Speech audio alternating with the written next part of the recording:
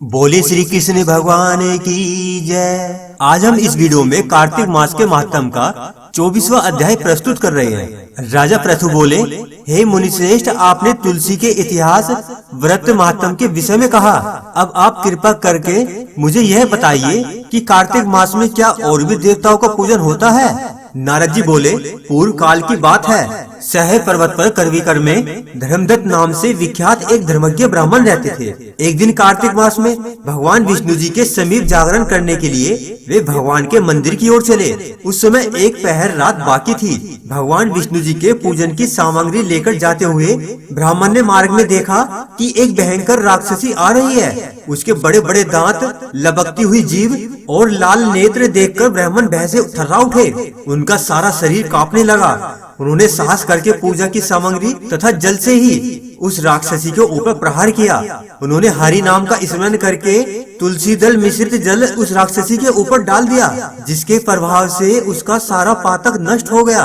अब उसे अपने पूर्व जन्म के कर्मों के परिणाम स्वरूप प्राप्त हुई दुर्दशा का स्मरण हो गया। उसने ब्राह्मण को दंडवत प्रणाम करके इस प्रकार कहा, हे ब्राह्मण, मैं पूर्व जन्म के कर्मों के फल से इस दशा में पहुंची हूँ। अब आप मुझे उत्तम गति प्राप्त करने का कोई उपाय बताइए। धर्मदत्त ने राक्षसी को इस प्रकार से प्रणाम करते हुए देखकर आश्चर्यचकित होते हुए पूछा, तुम किस कर्म के फल से तुम इस दशा को पहुंची हो? कहाँ की रहने वाली हो? नाम क्या है तुम्हारा? और तुम्हारा आचार व्यवहार कैसा है? ये सारी बातें मुझे बताओ।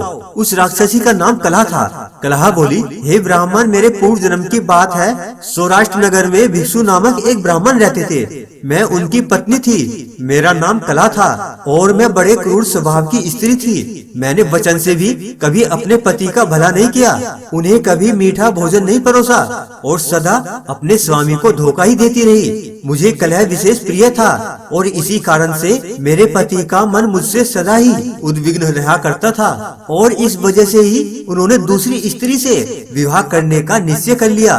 तब मैंने विष खाकर अपने प्राण त्याग दिए। फिर यमराज के दूत आए और मुझे बांधकर पीटते हुए यमलोक में ले गए। वहाँ यमराज ने मुझे देखकर चित्रगुप्त से पूछा, देखो तो सही, इसने कैसा कर्म किया है? जैसा इसका कर्म हो उसके अनुसार यह शुभ या अशुभ प्राप्त करे।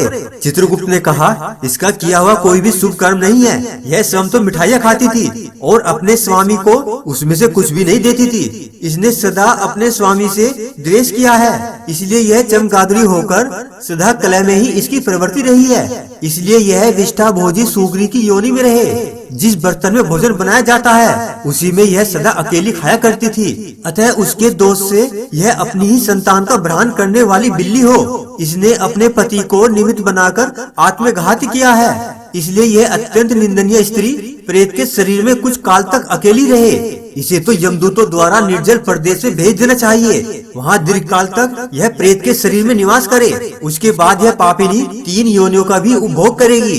कलह ने कहा, हे ब्राह्मण, मैं वही पापिनी कलह हूँ। इस प्रेत शरीर में आए मुझे 500 वर्ष बीत चुके हैं। मैं सदैव भूख प्यास से पीड़ित रहा करती हूँ। एक बनिए के शरीर में प्रवेश करके मैं इस दक्षिण क्षेत्र में कृष्णा और वेणी के संगम तक आई हूँ। मैं जो ही संगम तट पर पहुँची, त्यों ही भगवान शिव और विष्णु जी के पार्षदों ने मुझे बलपूर्वक बनिए के शरीर से दूर भगा दिया।